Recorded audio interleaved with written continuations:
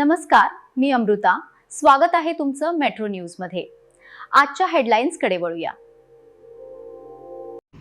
बोला. जय हिंद.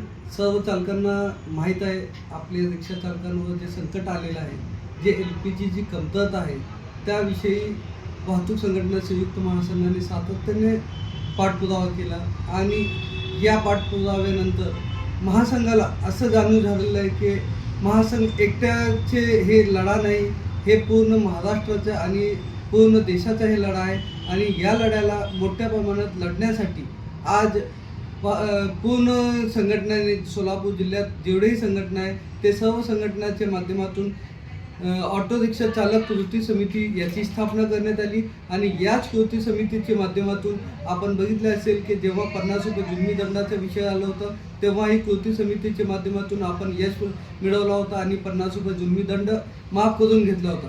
आज पुन्हा एकदा कृती समितीच्या माध्यमातून सोलापूर जिल्ह्यातील जेवढेही संघटना आहेत, जेवढेही चालक आहे आणि जेही सभासद आहेत, कोणत्याही संघटनेचे सभासद असू दे किंवा ते पदाधिकारी असू दे, हे सर्व चालक पदाधिकारी सभासद यांचे संयुक्तरीती आज जे संयुक्त कृती समितीची स्थापना केलेली आहे त्या कृती समितीचे निर्णयानुसार उद्या दिनांक 30 मार्च 2026 सायंकाळी ठीक 5 वाजता दत्तनगर लालबोटा ऑफिस येथे सर्व संघटनांची आणि सर्व रिक्षा चालकांची एक बैठक आयोजित करण्यात आलेली आहे. या बैठकीचा उद्देश LPGची कमतरता कसे दूर करावे, LPGचे दर जे दिवसेंदिवस वाढत आहे त्याला कसं कमी करावे आणि याच्या उपाययोजना काय करावे, यासाठी आपण सर्व चालकांची सूचना आणि सर्व संघटनांचे अध्यक्षांचे आणि त्यांचे पदाधिकाऱ्यांची सूचना ऐकण्यासाठी आणि पुढील दिशानिर्देश ठरवण्यासाठी उद्या दिनांक